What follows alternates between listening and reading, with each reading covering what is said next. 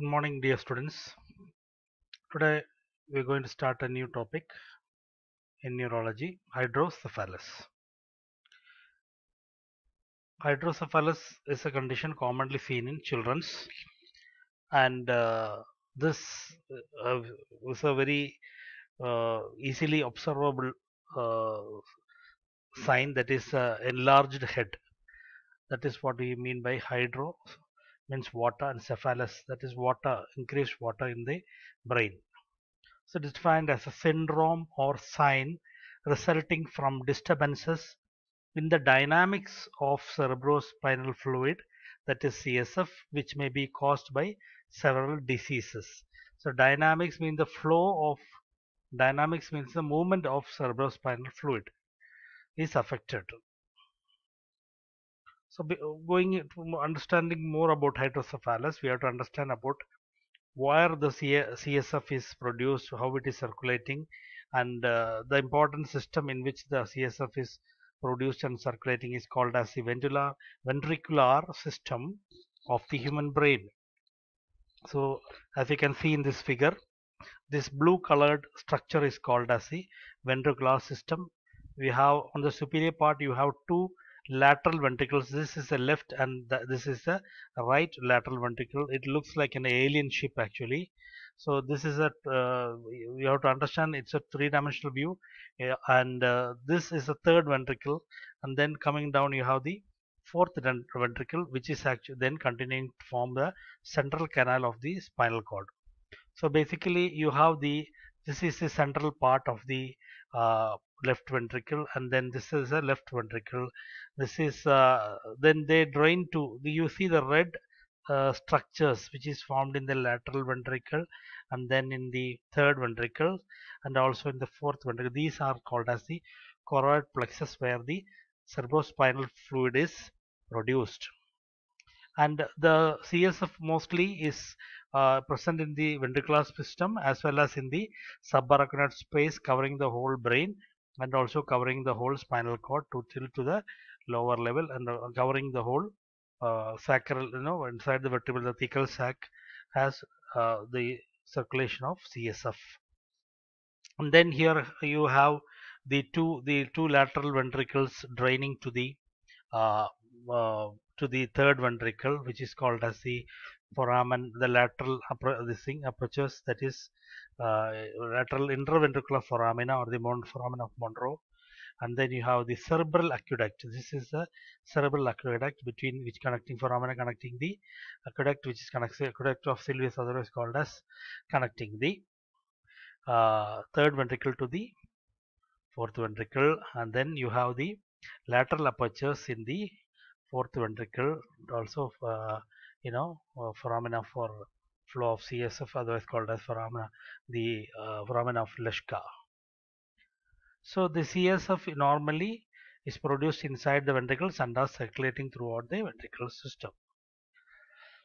So in hydrocephalus, the incidence rate is around 3 to 4 of every 1,000 children born have hydrocephalus. Cause may be congenital or acquired. So we can say that it may be due to congenital, by birth itself the children have, before birth itself, may be due to the maldevelopment or intrauterine infection. Congenital. That acquired may be due to infection, neoplasm, or hemorrhage. In acquired, it may be due to infection, neoplasm. The infection, you know what is infection? Most of the time it is due to a microbe, and then you have neoplasm, that is maybe a tumor, and then hemorrhage, that is due to bleeding. The pathophysiology. So pathophysiology basically is the CSF, which is formed by two mechanisms: secretion by the choroid plexus, then lymphatic like drainage by the extracellular fluid in the brain. Mainly it is two system in which the CSF is produced: secretion by the choroid plexus, then lymphatic like drainage by the extracellular fluid in brain. The CSF circulates through ventricular system and is absorbed within the subarachnoid spaces by an unknown mechanism. So circulates in the ventricular system and is then absorbed within the subarachnoid spaces by unknown mechanism. So here you can see in normal children the whole CSF is circulating. See outer this is a subarachnoid space. You know the dura mater, the subarachnoid matter, and the pia mater are the three layers of meninges. So covering the brain. So inside the between the pia and the subarachnoid matter, there's a what you have a subarachnoid space is present, and the space is filled with CSF also inside the ventricular system. Here you see the size of ventricular system in a normal child. Here you see now when the ventricular system is enlarged because of the any two causes. So one is communicating, communicating what we call as communicating hydrocephalus and non-communicating. So any two causes may be there. So here it is enlarged and you can see that is pushing the brain outward. So the brain has enough space here. You can see between now here you can see the brain is almost touching the coming and compressing on the skull, and you can see for in here also it is pushing, although it's called as bossing the fontanella. Mechanism of fluid imbalance. Hydrocephalus results from one, impaired absorption, that is called as communicating hydrocephalus. In communicating hydrocephalus there is no block for flow, there is no obstruction of flow of what you call as CSF inside within the whole system, the ventricular system and the subarachnoid space. So here the production so here the impaired absorption is affected because there is no this thing obstruction. The absorption is not adequate. So what happens is there is excessive retention of cerebrospinal fluid inside the brain. Next one, that is impaired absorption, otherwise called as communicating hydrocephalus. In non-communicating hydrocephalus, obstruction to the flow of CSF through the ventricular system. There is obstruction inside the various foramina and that blockades in the subarachnoid space, leading to obstruction of flow of CSF. Mechanism of fluid imbalance. Both lead to increased accumulation in either communicating or non-communicating, either abnormality in absorption or there is an obstruction. Both cases what happens is there is increased accumulation of CSF in the ventricles. So ventricles become dilated and then they do what they do, they compress the brain. When this happens before the cranial sutures are closed, skull enlarges. In the children, you all know that the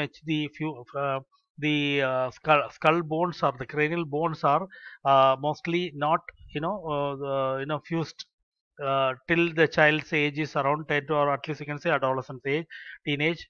So till that time the skull is it's not very single bone. It's formed by sutures by many bones. So here, because of this pressure from the increased accumulation of CSF in the ventricle, the skull starts enlarging. So hydrocephalus, most cases of non-communicating obstructive hydrocephalus are a result of developmental malformations, congenital. Other causes may be due to neoplasms, intrauterine infections, trauma. Don't forget this, my students. Non-communicating, most causes are a result of developmental congenital malformations. Other causes are neoplasms, intrauterine infections and trauma. Developmental defects account for most of the cases of hydrocephalus from birth to 2 years of age. Birth to 2 years of the age is a normal age group when we detect these kind of developmental defects. Common defects of developmental Arnold-Chiari malformation is a common defect, and which is otherwise called as ACM. The type 2 malformation of brain seen most exclusively with myelomeningocele is characterized by herniation of a small cerebellum, medulla, pons, and the fourth ventricle into the cervical spinal canal through an enlarged foramen magnum. So here this hydrocephalus is most commonly commonly seen with another malformation, type 2 brain malformation called as Arnold-Chiari malformation. Arnold-Chiari malformation, what happens? Because of the increased pressure and the brain enlargement, this pushes, and then there is a myelomeningocele which is present. You will understand that when we study the next one, spina bifida. Here, this herniation of the lower part of the brain, which has the cerebellum, the brainstem, and also the brainstem will have the fourth ventricle. So this will be pushed through the foramen magnum, which is actually the area where the brain is ending, and then the spinal cord begins, and where there's a joint between, inside there is an opening between the skull and the vertebral column.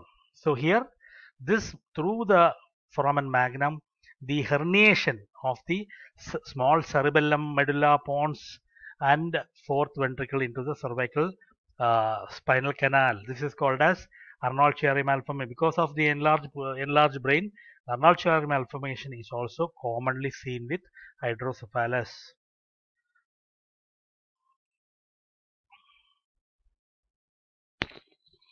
See, here you can see this brain's the lower part. See, the cerebellar vermix is coming down. Actually, it should be here, but here the whole system is coming and pushing down the spinal canal. That is, this is a spinal cord you are seeing, and this is the vertebral body, cervical vertebral body. So this is the foramen magnum. So from through the foramen magnum, what happens is the posterior part, that is the fourth ventricle, the cerebellum, all this is pushed downward here. This is the typical sign of for this one, Arnold-Chiari malformation. What are the clinical manifestation? Clinical picture depends on the acuity of onset and presence of pre-existing structural lesions. It depends on the accuracy and the how it happens exactly, when is the onset, when it begins, and then according to that, the clinical problems the child may face will be, the severity may increase according to the clinical picture. That is acuity of onset when it begins, that is either it is congenital or acquired, or whether it is communicating or non-communicating, and presence of pre-existing structural lesions may also be there. In infancy, if the child, it is not seen in the neonatal stage, then in infancy you are saying this head grows at alarming rate with hydrocephalus. The head growth of the child is huge. So usually when you see these children, the head weight will be too much heavy. If you take this child, the neck control is very difficult to get neck control for these children, because the weight of the head, they cannot use their neck muscles, their flexor extensor muscles of the neck are not enough to withstand the weight of the head, because of the increased accumulation of this CSF inside the brain. The size of the brain increases, the size of the skull increases. So what happens is, first sign what you see is bulging of the fontanelles without head enlargement. First what you see is the frontal part of the brain is pushed forward, and fontanelle is what we call as it's called as bossing. It comes forward. So the skull will be, you'll see that the forehead of the child is pushing forward, like, and then naturally what happens, tense bulging non-pulsatile anterior fontanelle. No, what happens is the bulging anterior fontanelle dilated. You can see that the skin, because of the bulging, the skin becomes, thin, and thin skull bones, separated sutures. So you can easily see the veins, the blue colored veins of the child in the forehead itself, on the scalp. Everything is visible. The veins are, stretched out, especially when they cry and all, the blue colored scalp veins are more visible. And when you simply knock with your finger slowly, you just, knock like the tuck tuck like this with your finger, you will hear a crackpot sound on percussion, like, hitting on a pot full of water, no, something like that. So here, this is the structure of the skull of the infant. See, normally the skull of the infant itself, you can see that the facial structures are all small here, but the skull size is almost larger. And you can see all the sutures. You can see the parietal bone, the frontal bone, the occipital bone, and the temporal bone, the mandible, the maxillary bone, the nasal bone, the sphenoid bone. So everything is visible here. So all this structure, you can see the frontal bone will, what happens, because of the pressure of the it will push forward flat. Okay. See, this is what I called the frontal bone. See here,